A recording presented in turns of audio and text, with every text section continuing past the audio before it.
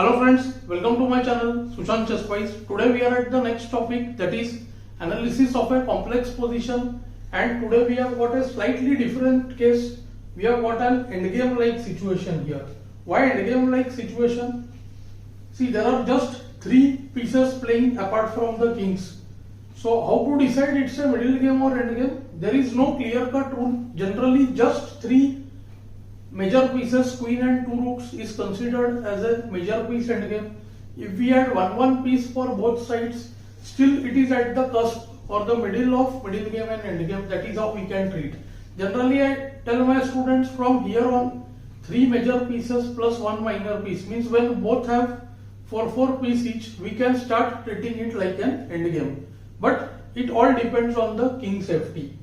So here of course with just limited pieces, white is looking to win the game. See, he is a pawn up, the extra pawn on b4 is visible, but the big problem is the bishops are of opposite color, means getting this pawn to b6 is going to be a real challenge. White has a very big advantage in the fact that the square f7 is nicely attacked and black is unable to free his queen and the rook.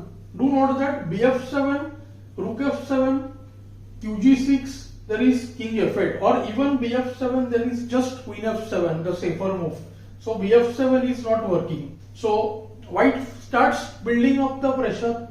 He tries to push his b pawn. And how? The rule says in the endgame we must activate the king. And in what way? Let's see.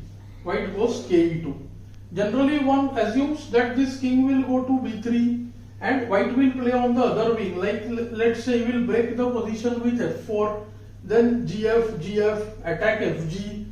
That is generally the case. We try to exploit the poor king placing plus use the pass pawn. So two weaknesses are used, which is often called the principle of double weakness. We will definitely look at some very interesting cases of principle of double weakness soon. So here white has a slightly different plan. Black played bb6. He didn't suspect anything yet. kd3, bishop a7, kc4, qc7 check. Routine check just pushes the king back and black plays queen e7. Very standard technique. He doesn't want to take the rook away. He cannot. There is qf7 check. Queen just waits and black sees what white is doing. White plays the first g4. Very important move. Why? He blocks the pawns on the black squares, fixes or stops any ideas related to g4, and now at some point he will try to expand on the queen side. Many would feel that the move g4 is very risky. Even I thought so for once, because then we are abandoning the plan rook d3 and f4 permanently maybe, because after this getting f4 is almost impossible.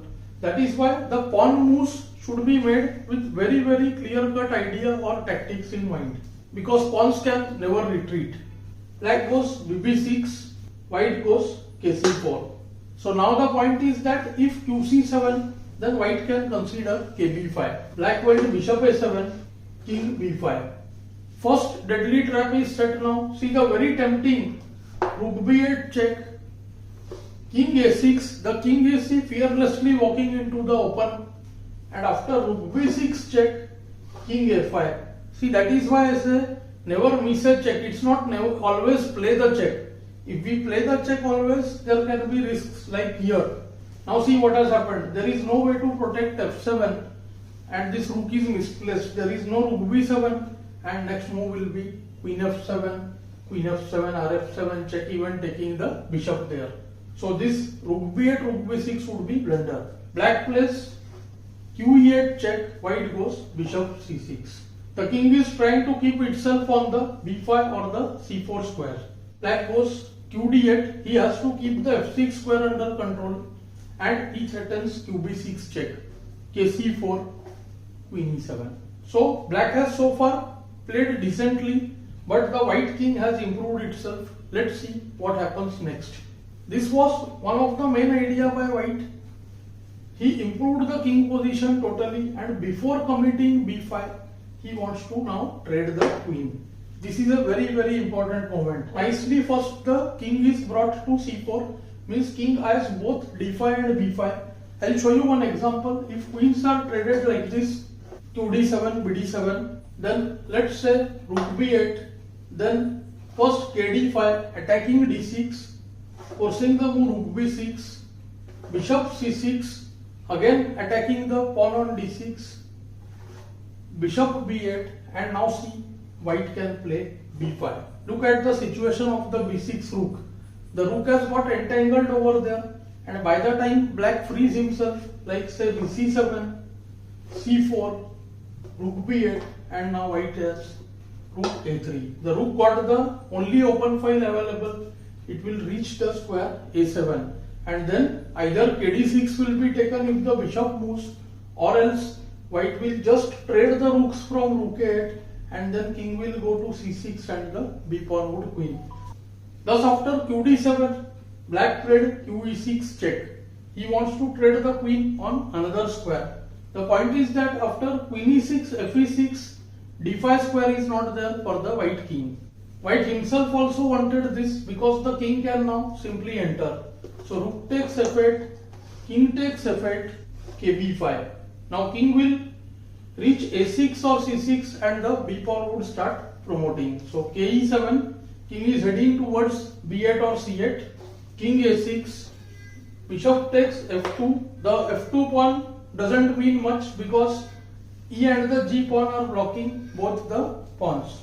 c4, kd8, kb7, firmly stopping the move kc8. Now white can just go b5, b6 and then take this bishop away. be1, b5, bf2, b6, black played bd4, bishop a4, and this is the clear-cut idea. Now king is heading to c6 followed by b7. Black here took desperate measure and played d5. That's the only way to get his e pawn rolling. But had he just waited, let's say with bishop e3, then kc6, bishop c5, b7, bishop a7, and king d6. We can see that all these pawns can be taken easily. Let's say after bb8, ke6, kc7, if white wants, he can go kf6, kg7, h6 and push his h pawn. That would win most efficiently. So black thought, at least let me try with d5. C takes d5, he takes d5, he takes d5, e4, king c6. Now the threat is b7. So kc8, d6, e3, and white plays very simple bb5. Not only stopping e2, but the threat is now bishop a6 check. Wherever the king goes, the other pawn would promote. Also there is the threat of d7, kd8, b7. Black played bf6, ba6 check, kb8, and now white plays kd7. This is another idea. Instead of playing d7, kd7 settles things very easily. Now see, ke8 followed by d7, d8, and this bishop will have to be given up, and then these two pawns fall. Just white will take h6 and promote the h pawn. So white's play of taking his king to the queen side, many would feel it was risky, but black queen and rook were tied down. So he knew that after the queen exchange later on, his king will be already well placed. I hope you will find this lesson useful and instructive. Do let me know in the comments below. Thanks for your time.